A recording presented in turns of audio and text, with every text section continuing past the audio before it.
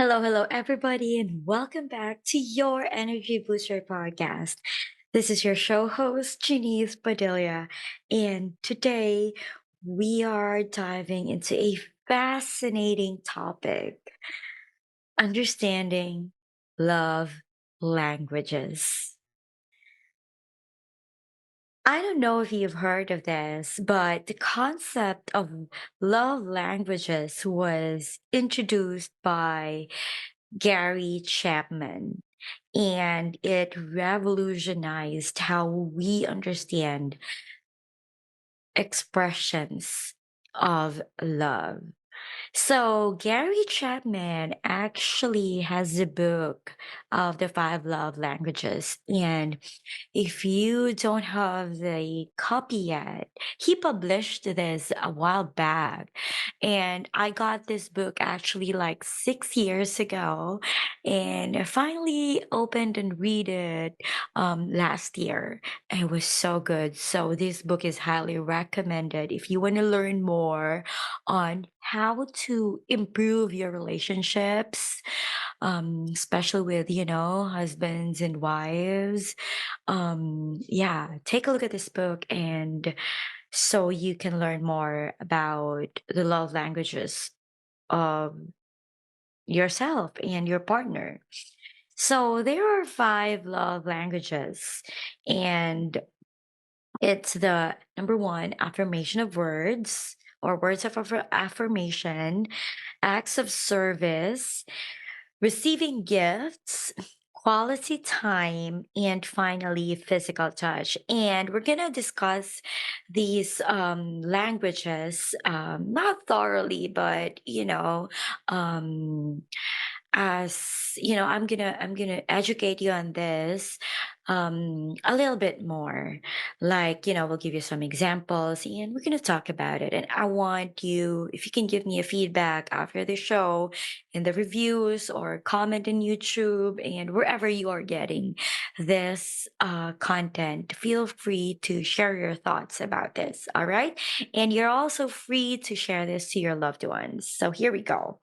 Let's explore each of these and see how they relate to biblical teachings. As you notice, I always love to associate everything that we are teaching here in the Bible because I believe that the Bible is where we can find the truth on what really is it that we have to do with our lives. All right.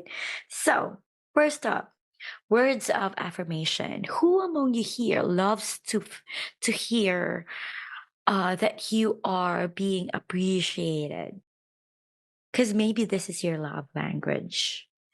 In Proverbs 16:24, it says, gracious words are a honeycomb, sweet to the soul, and healing to the bones. You see how words can heal your broken heart. Words can boost your energy, can lift your emotional state, can make you smile, can make you happy. And in the other words, I mean, in opposite, words can also break your heart, can crush your heart into pieces. And if words are not being used properly, you say they use or you use negative words, it can break a relationship. It can break a heart. It it can um you know put your energy down. It can make you sad. So words are powerful. And if we can just use words properly, then we can make this world a better place to live in, right? So, this love language is all about of verbal expressions of love and appreciation. You see, kind words, compliments, and verbal encouragement can be so powerful.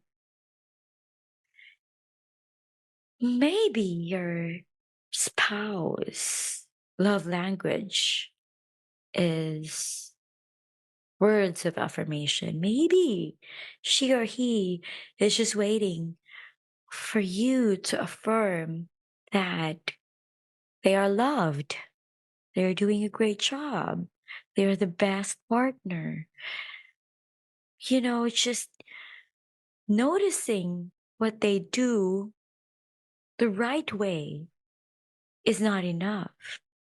We need to let them know that what they do matters. What they do helps a lot or is helpful.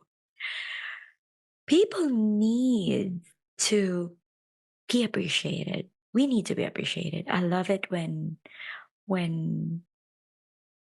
if I do something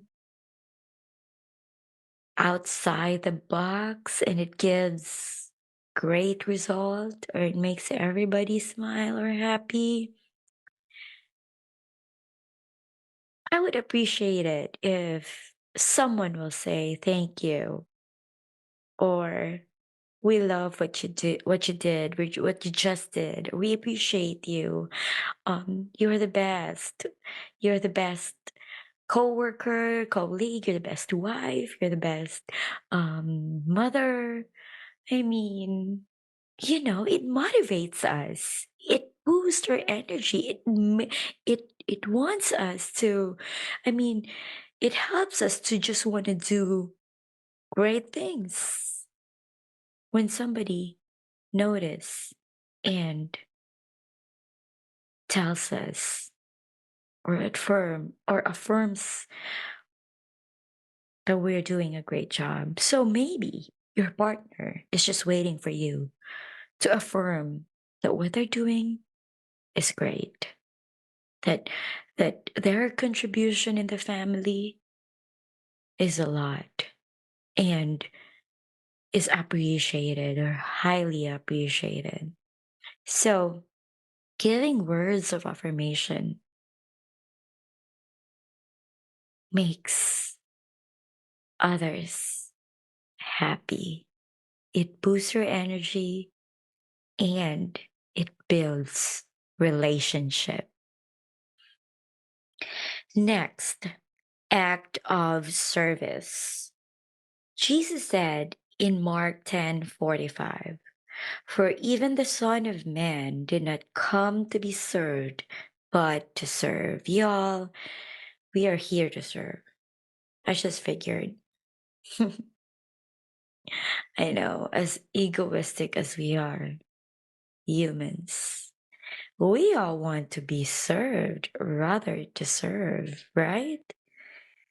We just want to receive. We just want to enjoy the fruit of others' labor. I mean, I don't know about you, but I am human. I'm not perfect. There are times I just don't want to serve. I just want to think about myself, my comfort, my happiness, all about me. But y'all, we're not here only for ourselves. We are here for others.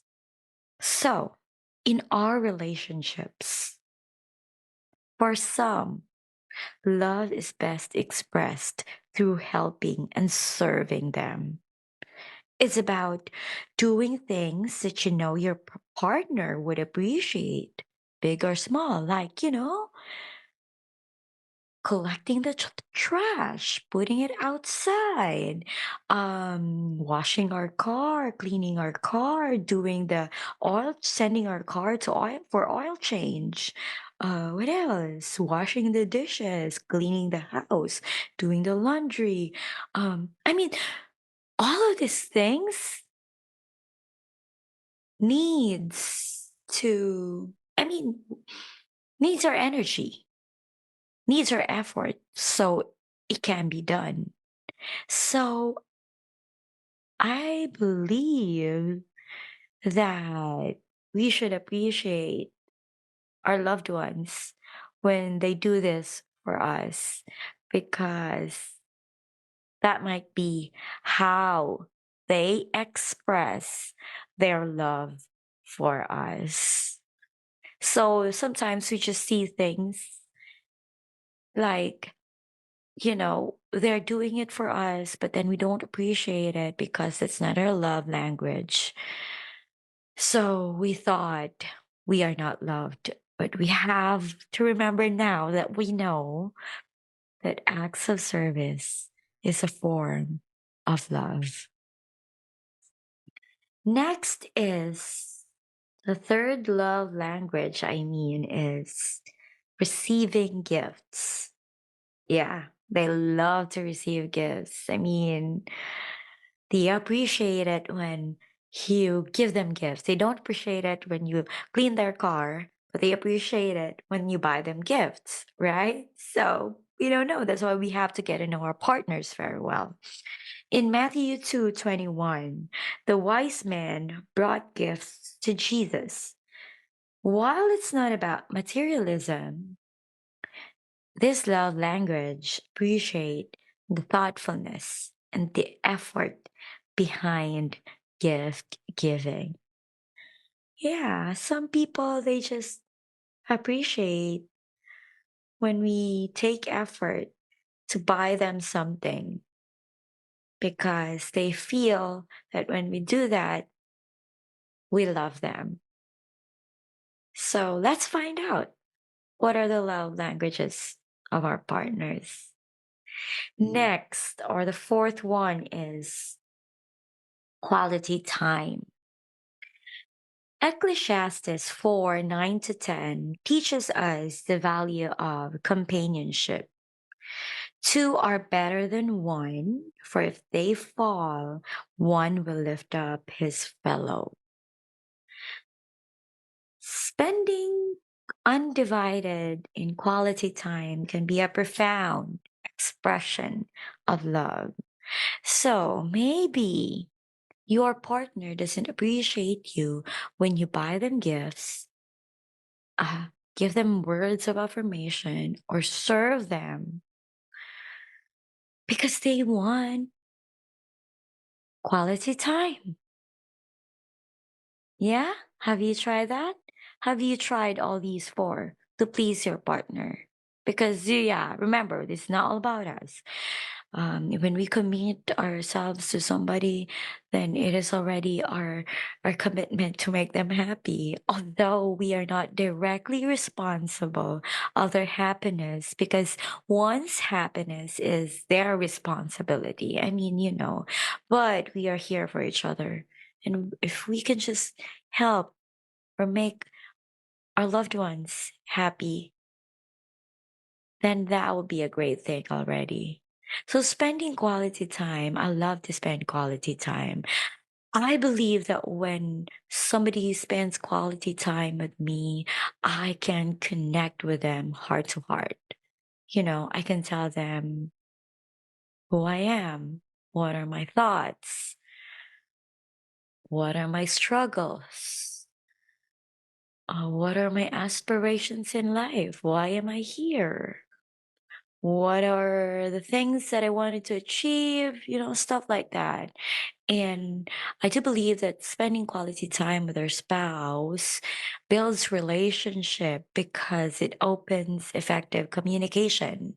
Like, you check in with each other. How are you? Where are we? Are you still in love with me? Do you still care about me? Do you still care about this relationship? How's the energy of this relationship? Are things still working? How are our kids? I believe that we need to check in every now and then so we don't grow apart. One cause of divorce is not being able to spend quality time because when that happens, you just grow apart. You just, you know, have no more energy for the relationship because you don't connect, because you already don't know who this person is. You don't spend quality time with them. You don't get to know them, their heart, their deepest emotions. So, yeah, I do believe that maybe, not maybe, I think this is my love language. I love spending quality time. So I don't know about you and your spouse and your partners or your friends, your families. If you care about them, learn their love language. Then lastly, physical touch. So this is the fifth one.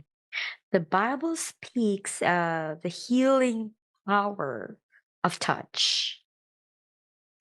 Mark 1:41, where Jesus, it tells us about, when the time Jesus compassionately touches and heals a leper. So for some people, physical touch is a primary way of feeling loved and connected. You see, touching can heal a broken heart. When you embrace somebody and let them feel secured and loved, how amazing it is, right? We, when we can just embrace them and say we love them, it takes the heavy weight from the deepest part of their heart and can lift them up. So I hope you get to know your partner because maybe this is just what they're waiting for. Maybe your partner's love language is physical touch and you don't give it to them because you just give gifts and they don't appreciate it. And you say, I don't know what to do anymore. I mean, I give this person everything. Yeah, everything that you know. But when you dig deeper and find out and experiment and learn about these love languages, then you will know what they really need. And when you know what they need, then you could make them happy. Then that's the time you will say, you really did everything. Because if your relationship right now is still,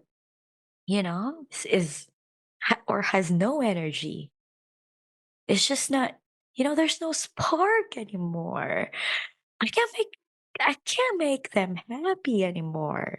Then maybe we need to learn more and dig deeper on this person's love language, on what they really want and what they are really expecting from us. So it's so important to communicate. It's so important to talk. So we can get to know each other better.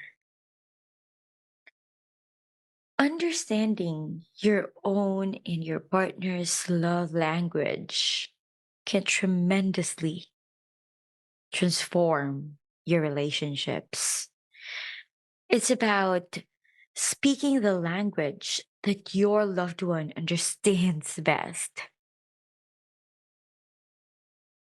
So I'm going to say the five love languages again to just review. We have words of affirmation, acts of service, receiving gifts, quality time, and physical touch. To conclude this episode, I just want to share what First John 4:7-8 says. Let us love one another, for love is from God. Whoever or whichever love language you speak, remember the essence of these languages is the love that flows through them. Thank you so much for joining me on today's episode of Your Energy Booster podcast. I hope this episode inspires you to explore and express love in the language that resonates most with you and your loved ones. If you think this episode or this content is helpful, feel free to share this to your friends, your families, and your loved ones. And let me know in the review what are your thoughts and share what is your greatest takeaway. Stay blessed and keep spreading love. Till next time, I love you and God bless.